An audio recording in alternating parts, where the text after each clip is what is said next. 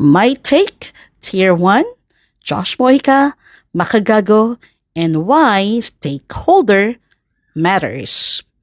If you've been around the Philippine gaming and content creation scene, you probably know Tier 1 Entertainment. Tier 1 was founded in 2017 by Trike, Brian, and Alodia.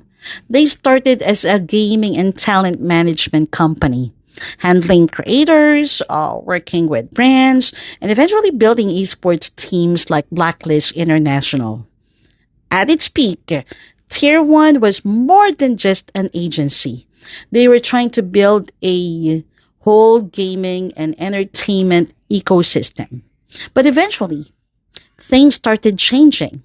In 2023, co-founder Alodia left Tier 1, saying their visions and values were no longer aligned. Around the same time, the gaming and creator economy was becoming more difficult after the pandemic boom. Then came public controversies involving delayed or allegedly unpaid creator compensation, including the case of Amara Uy. Tier 1 later acknowledged going through multiple restructurings and reducing its manpower. Now, this is where I want to give my own perspective. By the way, I'm Abby, and I'm also an entrepreneur. I run a small business, so I understand that running a company is not always as simple as it looks from the outside. And I actually experienced the creator agency relationship myself about 15 years ago, if I'm not mistaken. I was one of the talents handled by Viva Entertainment under TV. I had a very active YouTube account back then, but my content was very different from what I do today. It was mostly lifestyle, singing, and physical sports content, not political content. So I've been on the other side of the table. I understand why an agency takes a cut from a creator's deal. When you see a brand deal, it's easy to think, why doesn't the creator get 100%?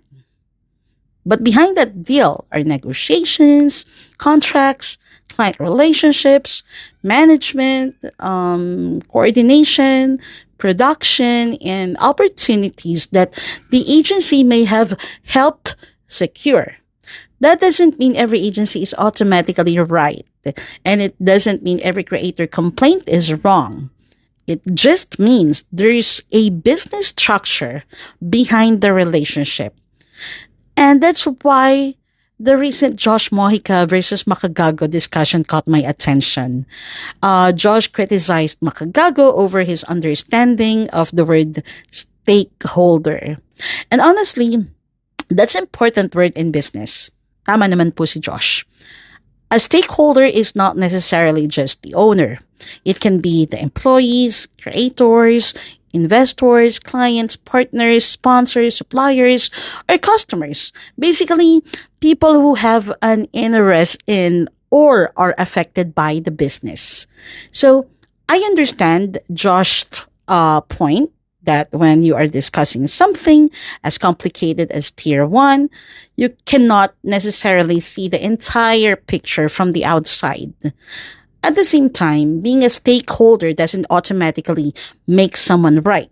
And being an outsider doesn't automatically make their criticism wrong. That's why for me, the Tier 1 story should not simply be reduced to the company failed or this person is to blame. As someone who is experienced being a creator under an agency and running a business myself, I know there's usually a lot more happening behind the scenes. There are contracts, there are costs, there are negotiations, there are responsibilities, and most importantly, there are different stakeholders. So before we judge a complicated business story based on one viral post or one person's perspective, maybe we should take a step back and ask, do we really know the whole story? That's all for now, guys. Bye.